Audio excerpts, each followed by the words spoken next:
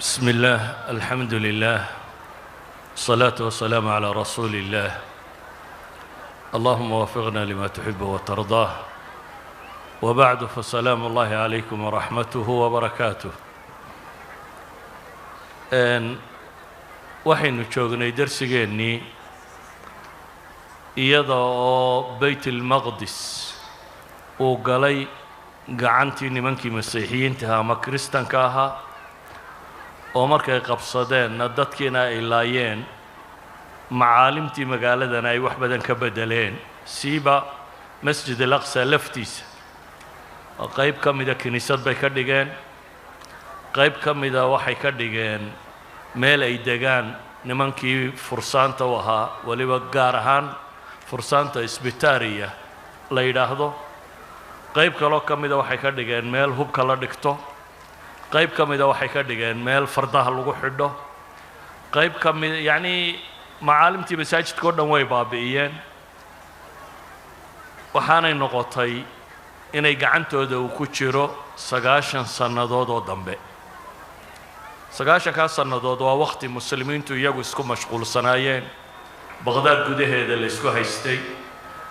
nimankii baatiniyiinta ahaa ay soo baxeen xashaashiinta kuwii la odhan jiray ay yimaadeen oo ay bilaabeen waxaana ay assassinationska u yaqaaneen xataa la yidhahda kelmadda assassination ee af ingiriisiga ahi waa xashaashiin oo la tarjumay ayay kelmaddaniba kuma jirin luqa ingiliisiya qabla kuwaasi intii aanay imanin ikhtiyaalaadkaasay bilaabeen caalam alislaami oo sidaasiya ayaa waxaa bilaabmay saxwa islaamiya jadiida saxwadaasi waxay isku dayday baatiniyada inay radido boqorradii iyo nimankii maadiyiinta ee isdilayay in la radiyo dadka in aakhiro la xasuusiyo ilaahay subxaanahu wa tacaala in dib loogu xidho waa saxwada raggii caanka ka ahaa wakhtigaas ee saxwadaa dib u bilaabay waxaa ka mid ahaa abu xaamid alghazaliy raxmat ullaahi calayhi imaamkii la odhan jiray waxaa ka mid aha cabdilqaadir aljaylaani sheikhii la odhan jiray allah wada naxariisto culimmadaasi waxay bilaabeen tarbiya ruuxiya xooggan oo ah dadka in maadiyaadka laga kaxeeyo oo aakhiro iyo ilaahay la xasuusiyo dabeetana waxaa bilaabmay jiil cusub oo muslimiina gobolladii muslimiinta ee kala googoonaa waxaa jiray meesha xalab la yidhaahdo waxaa haysan jiray nin la yidhaahdo aaq ibnu sanqar oo ataabigtii ka mid ah wiil uu dhalay oo zanki la odhan jiray naanaystiisuna cimaaduddiin ahayd cimaaduddiin zanki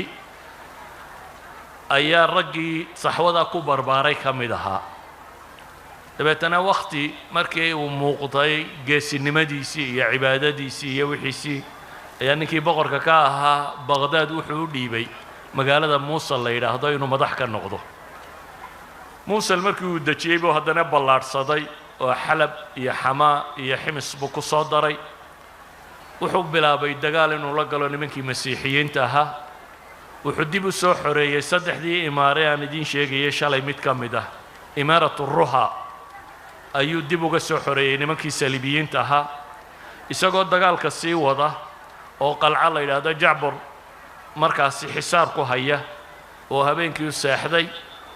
ayaa habeenkii ikhtiyaal lagu sameeyey waa la dilay dadka badh waxay tilmaamayaan nimanka xashaashiinta ahaa waaxid min albaatiniya baa dilay badhna waxay tilmaamayaan wiil u shaqaynaya armu isaguba baatiniga ahaa calaa kulli xaal habeen isagoo hurdaa la dilay waxaa dhaxlay wiilkiisii nuuraddiin zanki lo odhan jiray wiilka uu ka tegey wuxuu ahaa nin geesi ah oo caabid ah oo zaahid ah oo askarta iyo racyaduba ay aad u jecel yihiin hamigiisa ugu weynina wuxuu ahaa qudus inuu dib u xoreeyo nuuraddiin zanki hamigiisa ugu weyn bay yidhahdaan wuxuu ahaa qudus inuu dib u xoreeyo weliba wuxuu rumaysanaa inuu xoog u xoreeyo waxay yidhaahdaan baldwinkii saddexaad boqortooyadii qudus ka dhisnayd markuu dhintay ayaa loo yimi oo la yidhi iminkaa boqorkoodii dhinto ay daciif yihina weerar ma weeraraya buu yidhi ha murugo dhammaystaan nin la yidhaahdo camuur ilawal oo ah kii ka dambeeyey baldwiinkii saddexaad ee qudus qabsaday oo ay walaalahaayeen baldwiinka kan ayaa bilaabayba inuu isagu masar weeraro masarna markaa faatimiyiintii baa haysta masar markuu weeraray waa waqti dawla alfaatimiyana ay sii daciifayso markaa 300 sano dhow bay jirtaa waana aakhirkeedii markii dacfigu uu ku batay dabeetana boqorkii faatimiyiinta ahaa wuxuu ka dalbaday nuuraddiin zanki inuu ciidan u soo diro oo nimankan masiixiyiinta inaanay masar qabsanin sidaasi darteed baa waxaa loo diray salaaxaddiin ayuubi iyo adeerkii ninkii la odhan jiray asaduddiin shiirakuh baa mala la yidhaahdaa iyana asadulghaaba bay la macnatay af carabigana asaduddiin unbaa la yidhaahdaa ninkaasi ciidan wataa la diray masar bay tageen boqorkii baa haddana loo tegay faatimiga ahaayee waxaa lagu yidhi war nimankani waa nimankii shaamna qabsaday hadday meeshan kuugu yimaadaan adna way ku inqilaabayaana waa ku qabsanayaane nimanka iska celi oo sideed isaga celin karnaa waxa weeyaan inaad la heshiiso kiristanka nimankan nasaarada ku soo weeraraya heshiis la gal wuxuu ogolow boqortooyadaadu ha kuu badbaado nimankanna iska celi ninkaa faatimiga ahi waa taariikhdu ay u qortay buu ka tegey إن كان ملكي سيذهب ومصر ستسقط فإنني سأموت قرير العين إذا ذهب ملكي إلى يد مسلم بدلا من أن يذهب ليد كافر سليبي حاقد ninka faatimiga ahay wuxuu yidhi boqortooyadaydu inay baaba'do oo masar la qabsado anigu waxaan ku samahay buu leeyahay oo ishaydu ay ku xasilaysaa inay nin muslima gacantii gasho halkay nin gaalo kristana gacantiisa gali lahayd buu leeyahay sidii bay ku difaaceen salaadiin iyo adeerkii nimankii masiixiyiinta ahaa dib baa loo celiyey nuuraddiin zanki laakiin isaga waxa uu muuqda baytulmaqdis inuu furto walidaalika isagoo aan weli weerar ku qaadin buu mimbarka dhistay mimbarka baytulmaqdis 69 miyay ahayd markuu ninka Australia ee sahyuunigii gubayay ilaa 69 uu yaalay waa la gubay markaasi markii masaajidka la gubayay bacda nakba markii juun laga soo saaray muslimiinta nakbadan u dambeysay Israa'iil ay qabsatay August 22keedii baan filayaa ayuu gubay mimbarkaasi ninka waqtigaas ayuu mimbar u dirtay inay u sameeyaan oo ah mimbarka uu dhigi doono baytulmaqdis marka uu furto laakiin nuuraddiin geeridu kuma simin ee wuu geeriyooday salaaxaddiinna adeerkii markii uu ninkaasi geeriyooday dib uu soo noqday oo Muusul buu dib ugu soo laabtay salaaxaddiin baa lagaga yimi markaa iyo ciidankii meeshii masar ahaan jirtay salaaxaddiin waxay yidhaahdaan wuxuu ahaa nin dabeecad fiican oo sabir badan oo xakiima oo geesiya oo haddana cidduu ka adkaado mutasaamix jiddan abay yidhaahdaan aad iyo aad u naxariis badan oo dadka sii daaya wuxuu isku dayay markaa salaaxuddiin masar inuu hagaajiyo boqorku boqor aad u jilicsan buu ahaa masar buu hagaajiyey akhiiran waxa dhacday xataa raciyadii inay aad u soo dhoweeyeen salaaxuddiin nimankii katabada u ahay wuxuu qori jiray xataa sultaankan faatimiga ah waxaa ka mid ahaa alqaadi alfaadil ee macruufka ee ninka ugu caansan ee salaaxuddiin wax ku qorayay ah raggaasoo dhan mustashaariin buu ka dhigtay way soo dhowaadeen salaaxuddiinna wuxuu aqbalay ninka faatimiga boqortooyadiisa inuu u daayo laakiin waddanka inuu islaaxiyo boqorku faatimigii buu ahaa salaaxuddiinna waddankii buu islaaxiyey muddo kadib ayaa ninkii faatimiga ahaa tiisii u timi isna waa geeriyooday wax carruura wuxuu ka tegay wiil yar wiilkii yaraa baa la yidhi ha la boqoro kaasuu yidhi war la boqori maayo naga tagordo wiilkii yaraa buu salaaxuddiin markaa uu eriyey saasuu ku qabsaday waddankii masar loo odhan jiray faatimiyiintaasi oo dowlad ballaadhan ahayd waayo maqrib alcarabi bay soo qabsadeen in badan oo ka mid a masar bay xukumayeen markii dambe shaam iyo xijaasna waa ku darsadeen iyo yamanba markii ay kani dhacay ee uu salaaxuddiin qabsaday waxay noqotay dowladdii ay faatimiyiintu ka talin jireen oo dhan inteedii badnayd inay isaga soo raacdo markaa yaman xijaas iyo shaam wixii ka hadhay inta masiixiintu qaadatay mooyaane waxay hoos yimaadeen dowladdii uu ka talinayay salaaxaddiin alayuubi salaaxaddiin muu sheeganin khaliifo sidii nimankii hore ee wuxuu yidhi khudbadda ha loo akhriyo boqorka jooga suldaanka degan khaliifat almuslimiin ee baqdaad jooga waxaanu aqbalay inuu caalamulislaam oo dhan la mideeyo dagaaluu markaa bilaabay isagu nimankii saliibiyiinta ay isdilayaan dayru balax iyo ghazadan hadda la isku dilayo iyo casqalaan dhulkaasuu dagaalla ka bilaabay 1980kii taariikhda miilaadigii markay maraysay ayaan usquulkii masriga ahaa wuxuu ama ciidan badeedkii masaaridu waxay ka hor tageen safiinooyin ama ciidan badeed ay faranjigu wataan oo meesha caka la yidhaahda la isku haleelay wuu ka guulaystay boqorkii markaa baytilmaqdis ka talinayay oo baladweynkii afraad la odhan jiray ayaa hudna ka dalbaday heshiiskii buu la aqbalay heshiis 2 sannadood in hudna alla galo ayuu qaatay waxaa jira nin faransiis ah oo René de Chalton la yidhaahdo geesiyadii la socday ciidamadii saliibiyiinta ee yimi ahaa oo guursaday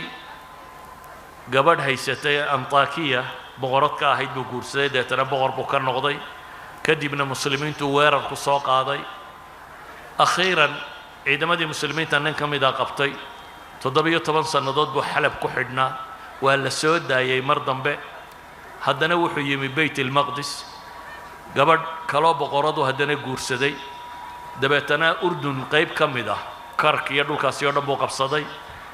iyadoo heshiis ay kiristanku xaggan muslimiinta kala galeen buu ninkani wuxuu bilaabay inuu qutaaci طariiqnimo sameeyo oo muslimiintii shaam ka tagtay ee xajka qabanaysay ayuu jidgooyo u galay wuxuu laayay iyo wuxuu dhacay iyo wuxuu boobay buu ka dhigay bale waabuu kibrayo wuxuu yidhi maka iyo madiina waa inaan qabsadaa xabaasha nebi maxamedna waa inaan soo qodaa wuxuu tegey bay yidhaahdaan ghaza iyo meelaha kan buu soo jarjaray wixii ku yaalay geed oo dhan buu soo gooyey dabeetana awr buu ku raray meel cidla ah buu ku sameeyey doonyo wuu soo raray badduu keenay dabeetana wuxuu bilaabay inuu duulimaad bilaabo duulimaadadiisaasi waxay soo gaadheen qaybo ka midii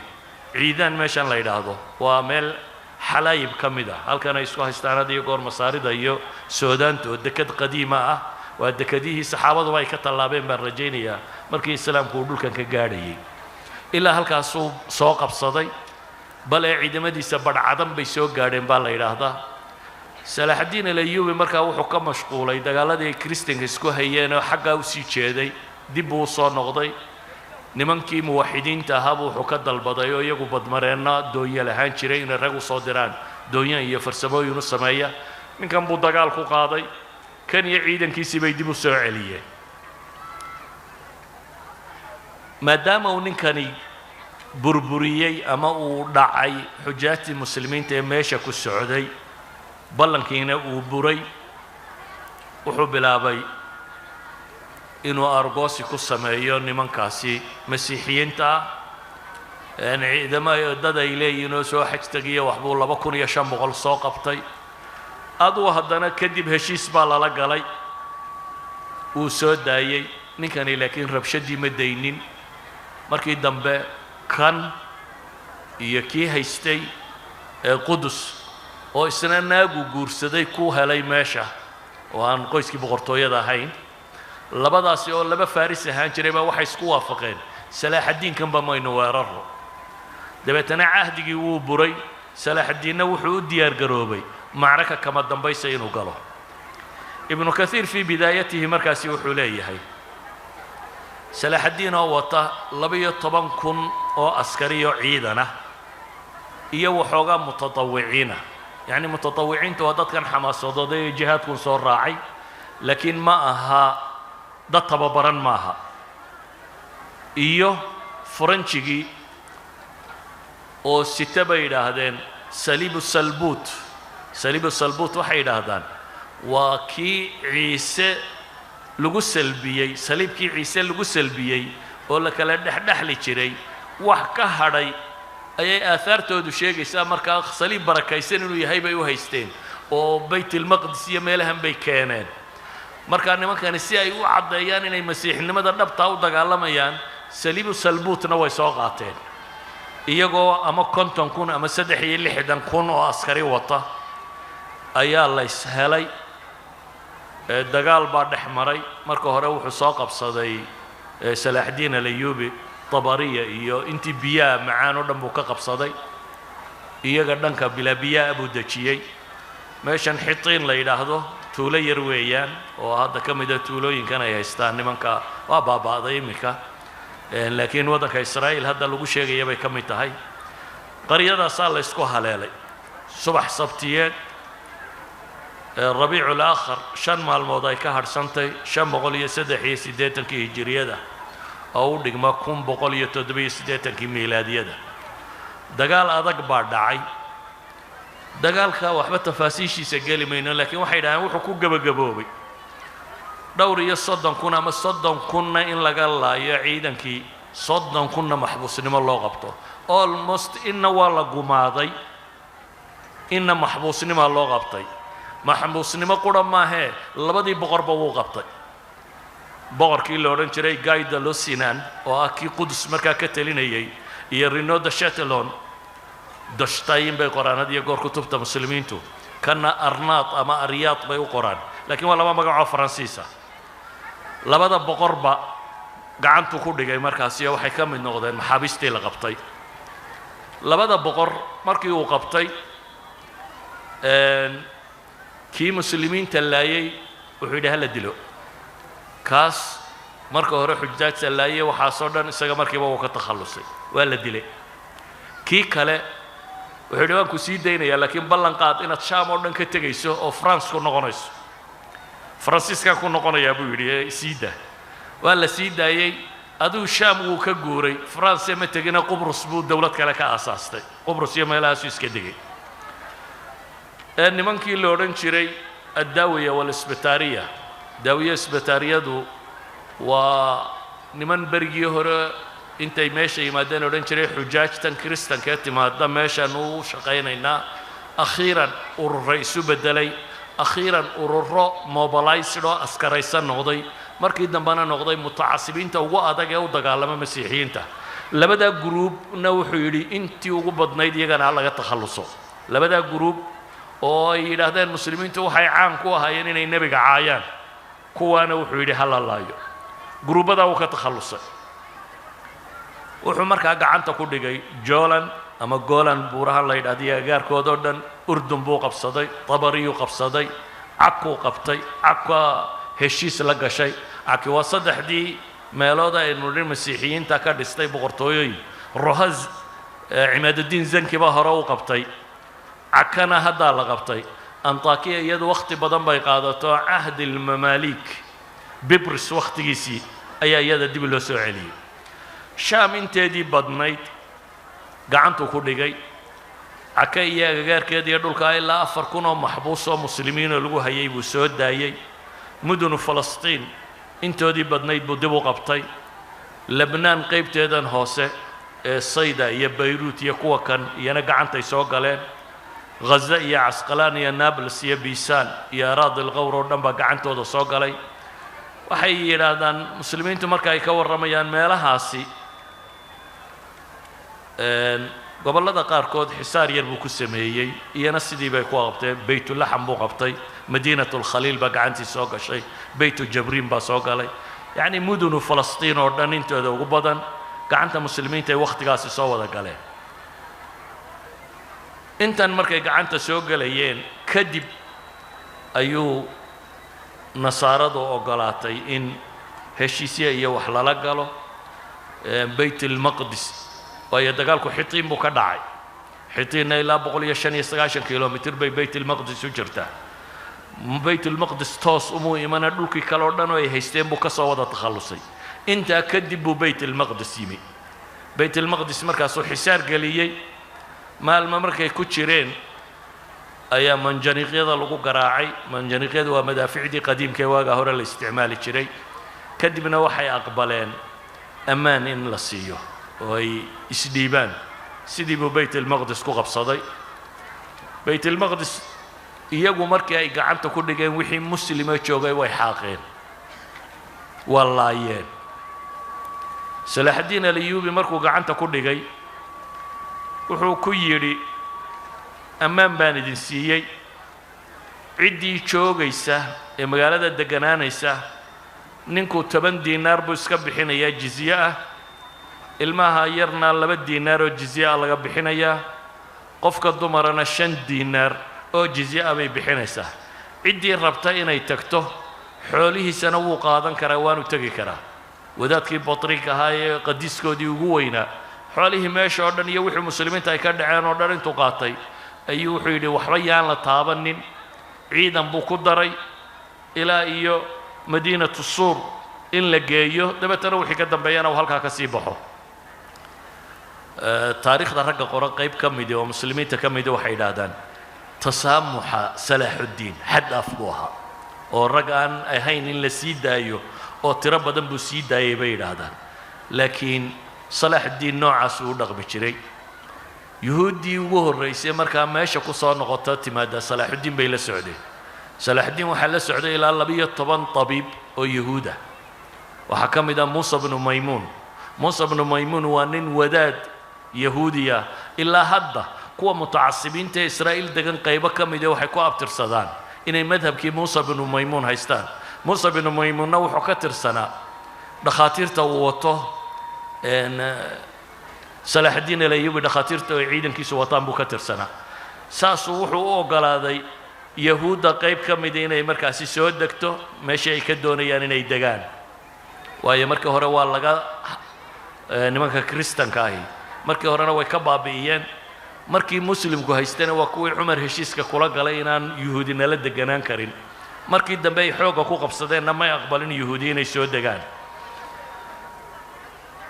taarikhyahanada reer galbeedku marka ay ka warramayaan salaaxuddiin si hayru caadiyay uga warramaan oo ammaan ay ka tiro badiyaan wixii uu sameeyey, maadaama in badan ilaa xad qaarkood ay sheegtaan war ninku hoostuu masiixi ka ahaa ama islaan masiixiyadaa dhashay ama khuraafaad caynkaasay qaarkood qoraan iyagoo diidan yacni ninkani tasaamuxa badan uu sameeyey inuu muslimiyey, iyadoo la ogiyay muslim mooyaane cid wax saamaxdaba inaan la arag. salaaxaddiin alayuubi magaalada qudus wuxuu ka sameeyey madaaris tiro badan. waxaa ka mid ah madrasadii caanka ahayd ee shaaficiyadu lahayd ee madrasatu salaaxiya iyo ribaad suufiya. ribaadku waa meel degaana cunana leh oo dadka cubaadii intay iska degaan ku cibaadaystaan. xataa masaajid baa looga dhex dhisaa. waa meel cunadii iyo cibaadadii iyo wax walbana ay ka helayaan. marka dadka ilaahay u go-ay unbaa iska geli jiray. nidaam caynkaasa ka jiri jiray caalamulislaami oo ribaad la yidhaahdo dadkaasi degaan. marka ribaad lisuufiyana wuu dhisay, madrasadana wuu sameeyey. madrasadan waxaan iyada gaarka ugu sii tilmaamayaa culammadii waaweynayda muslimiinta ahayd waa meelihii ay ka soo baxeen ama ay asaatidada ka ahaan jireen. raggii ninkii koowaad madrasada hayay waxa weeyaan ibnu shadaad ninkii la odhan jiray, qaadi alqudaat ibnu shadaad, nin culammadii muslimiinta casrigiisii ugu waaweynaa ka mida. waxaa ka mid ah ibnu casaakir nimankii madrasada ahayn jiray. waxaa ka mid ah ibnu salaaxi muxadidka ahaa saaxibu culuum alxadiid, madrasadaasi nimankii joogi jiray. madrasa qadiima bay ahayd. waxaa ka mid ah ibn اljazari saaxibu nashr fi lqira'ati alcashr, moxamed ibn اljazari. afarta wadaada aan sheegay afartaba waa shaaficiya. marka waxay ka mid ahaayeen culammadii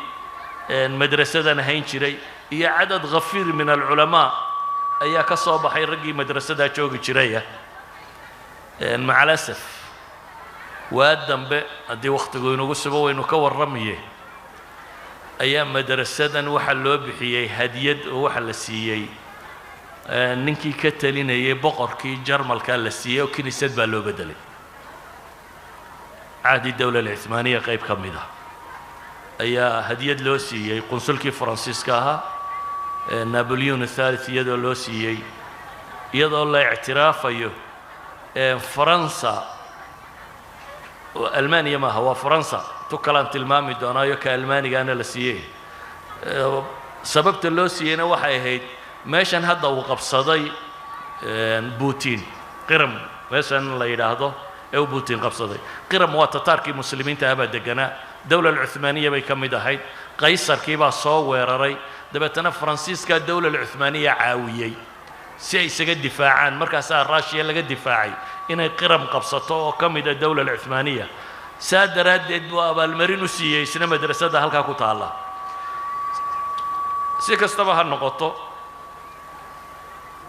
magaaladii qudus la odhan jiray iyo masaajidkii iyo madaaristii tirada badnaydna laga dhisay saasay salaaxudiin gadaashi aan nimaadno dawla al-ayuubiya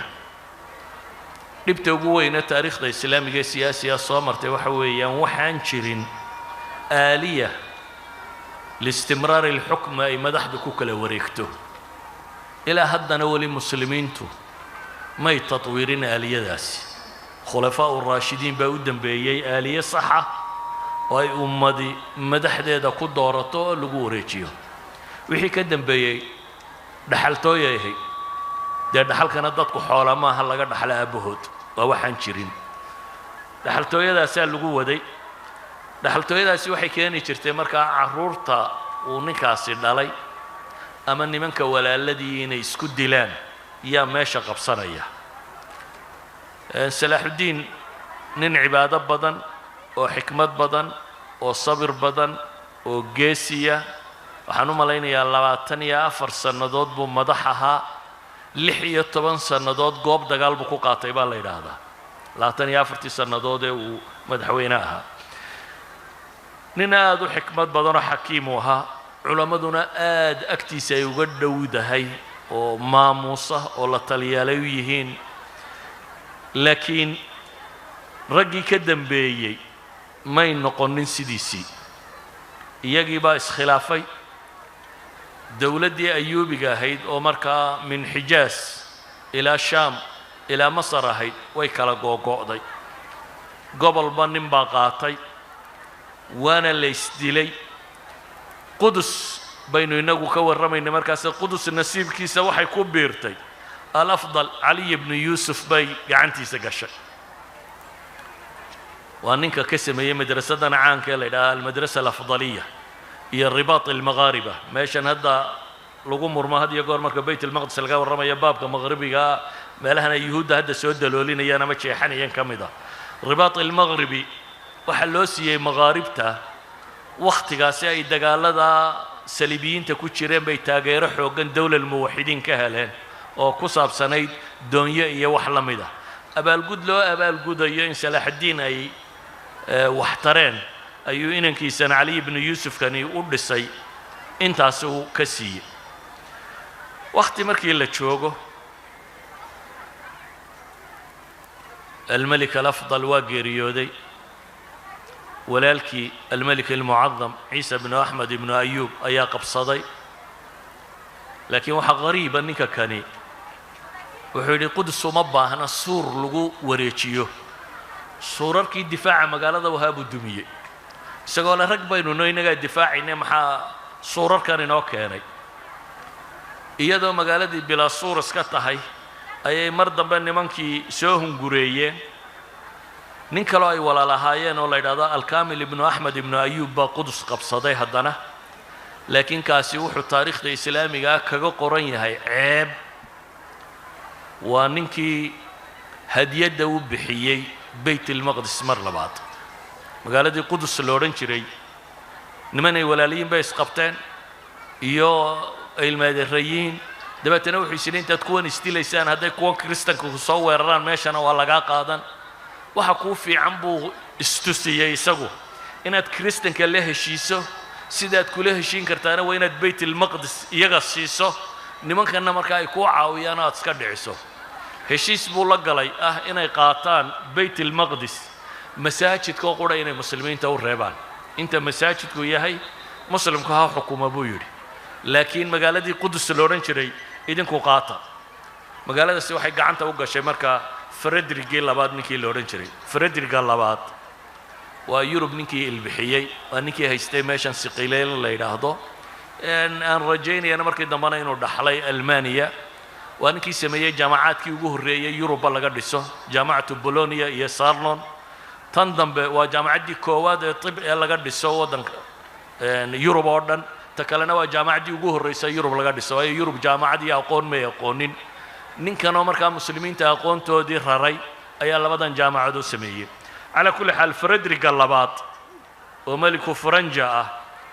أي قبصدي ماشي قدس لورنشري مركلة أي بيت المقدس وحي قعنتا نمانك كريستيان كا كوشرتي شن إيا طبان صنادات بي هدنا دي بغتالينيه ننكاسي مركو سييه كدب تاريخ دو هجري مركي مرسي اللي حبغالية تضبية صدنكي أي الملك الناصر داود كان مدى ولا لهايين كوي سيين كان مدى با دقال السوق هذا كان با قبصدي مركا دي بوغو حريي لكن مدير مركو يسنة شوقي أي استلين أديركي وآكي مصر هيستي الملك صالح نجم الدين أيوب أديركي بيستلين ومصر هيستا سيو كمصر السجع عليو أي هدنا نمانكي دي بلوغو علي ليدي ور مسيحيين تا غاتا كان نكاسون إلى الريحة marka waxaad arkaysaa muslimku markasta uu jabay taariikhdiisa marka dib ugu noqoto waa mar uu intuu isagu istilay gaalada uu kala dhuuntay muslim wada jira oo taariikhda gaal ka xog roonaaday lama hayo mar labaad bay hadana gacanta nimankaasi dib ugu noqotay 641 laakiin markan dambe wax badan gacantooda kumay jirin waxa dib ugu xoreeyay ninkaasi najmuddin ayub ee haystay masar ayaa dib u xoreeyay casriga ayuubiinta haddaynu intaa ku soo dhaafno salaaxaddiin oo xoreeyay nin ka mid ah dhashiisiyo dib u dhiibay mid ka mid ah dhashiisiyo dib u xoreeyay haddana dib u dhiibay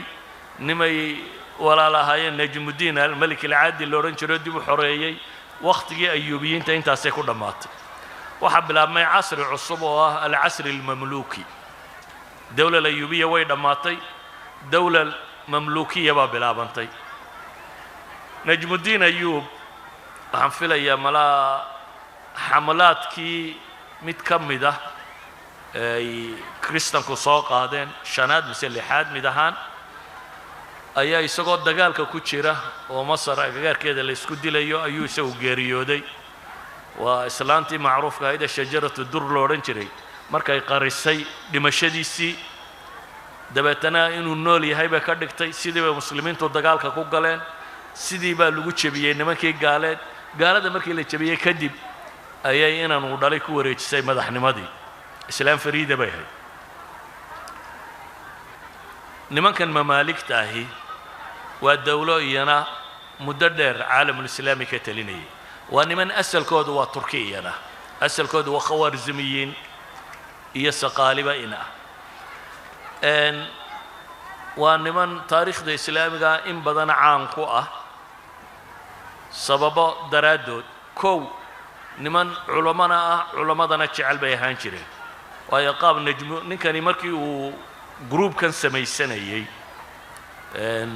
al-aadil al-ayubi markuu groupkan samaysanayay inqilaabaadku markay bateen buu dadkan ka shakiyay dhalinyaro dhanka ka keensaday dhalinyarada meel buu ku xareeyay intay 15 jir ka yaryiin diin baa la baraa culamo marka laga dhigo kadib ayaa kulliya askariya la galiya askar baa laga dhigaa marka waxay ahaan jireen niman cilmiga shariicadana si fiican u yaqaana cilmiga ciidankana si wanaagsan u yaqaana taariikhda islaamiga marka la eego marka laga reebo inqilaabadii iyaga dhexdooda ahaa waa niman bari iyo galbeedba muslimka difaacay waa mongolianiski tatarki waa nimankii jabiyey xamlaad tiro badan oo ay lahaayeen nimanka masiixiyiintana waa nimankii jabiyey madaaris aad u tiro badan le way dhiseen waxay isugu faani jireen nin waliba inuu madaaris iyo masaajid inuu waqfiyo aad bay kuwaana u sameeyeen wax casrigoodii waxaa la yidhaahdaa shaam iyo masar iyo xijaas iyo yeman aad bay u kobacday baa la tilmaamaa ilaa iyo muddo iyaguna maamulayeen muddadii iyagu haysteen kristan ma soo hunguraynin bayt almaqdis iyo agaarkeeda bale mamlakadii qura ku harsanayd ee antakiya ahaydna way ka xoreeyeen sidaa awgeed bay noqotay caalamul islaami intii loo yaqaanay inay gacantooda ku jirto qaybtaasi وأنا وحكى لك جرين أخيرا دولة دودو يجونا وحيد دونتي الدولة العثمانية مركي أي حوغي ستي سليم الأول أيا الشام سليم الأول وتركيا ماذا حديثي بور كمدا دولة التركيدو أما الدولة العثمانية ما كانوا ناهنو وحي كجهي سنيد حق كريستنك وحي كجهي سنيد يوروب يسيدا يوفرون لهاي لكن يدو دقال لحوغن حقا كوضة أي حقا نمان باطنيين كسم اسمين الدولة السفوية تانا يمكا إيران كو أبترسطو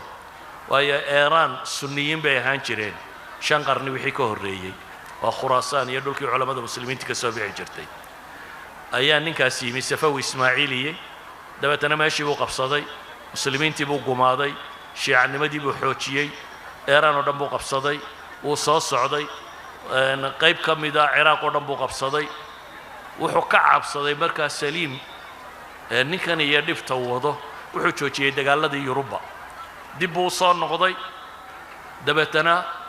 وحو اسكو صادر عالم الإسلامي دمانتي يدر رتين وقبصدو وحو قبصدي مصر يوحي أي هيستين أردن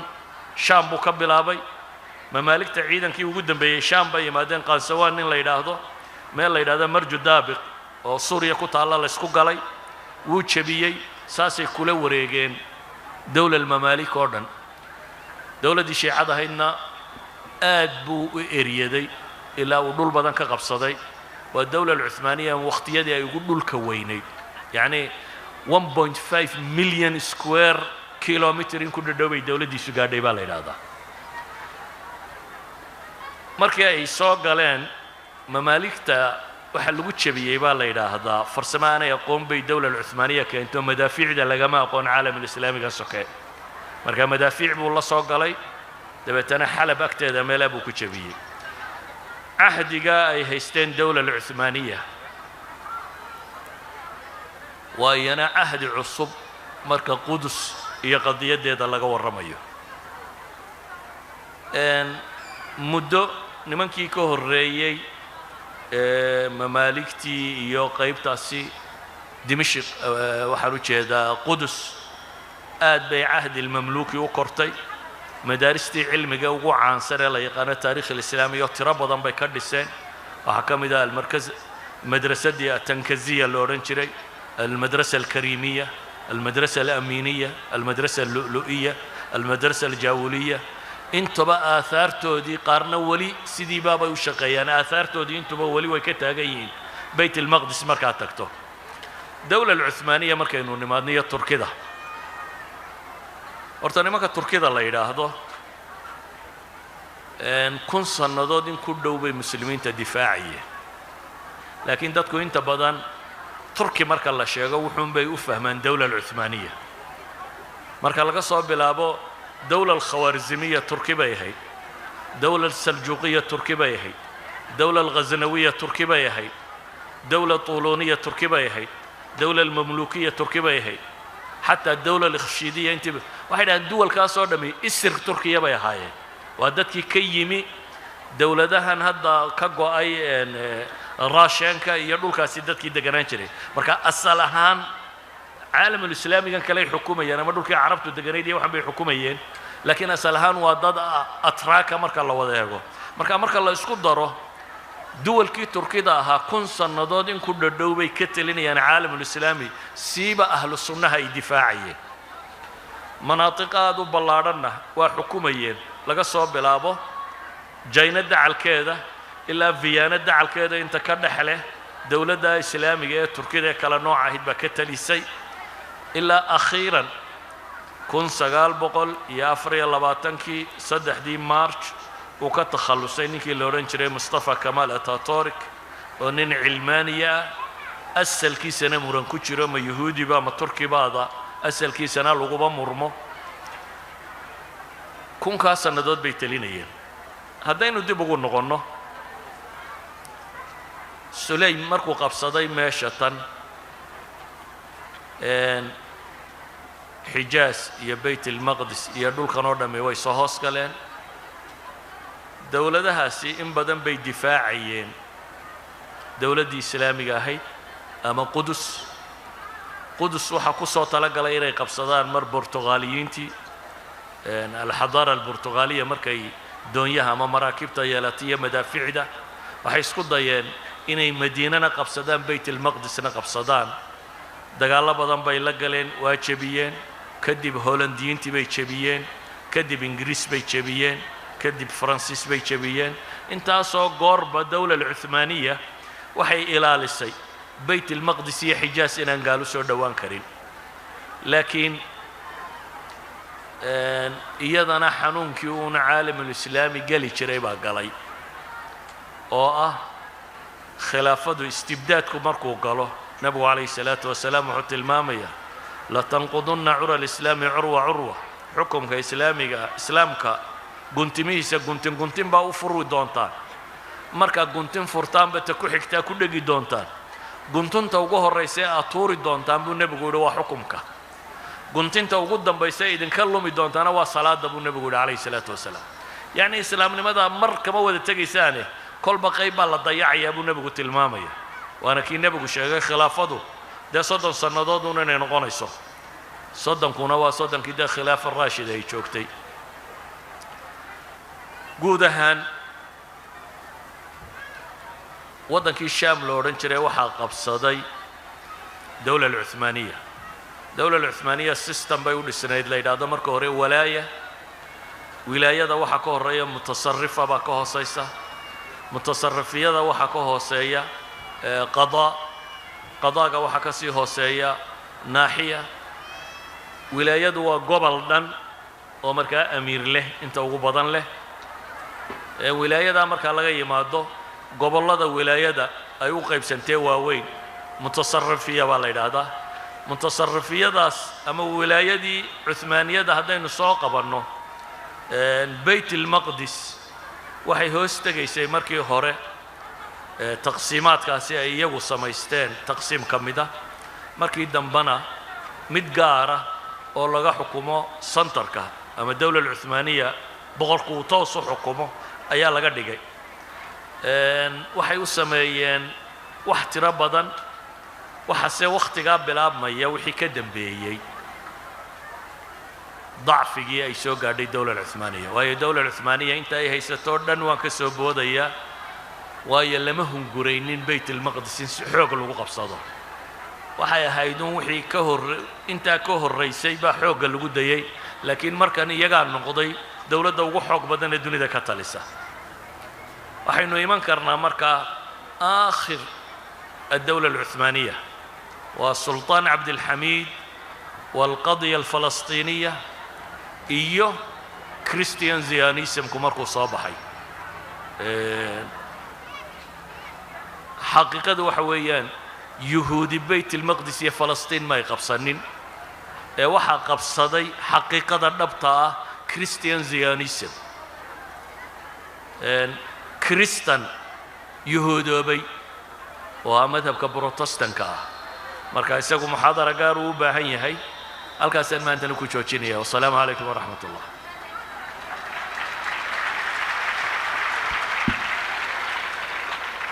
midnaan idan xasuusiye shacabkaasi hadda maynan agteena kuma ammaanayn marka in iskama daysaan baa ka roo muslimku inuu takbiirta iyo inuu ilaahay mahadiyo iyo farsamo kale inuu naqaanaye farsamada shacabku inagama tirsana assalaamu calaykum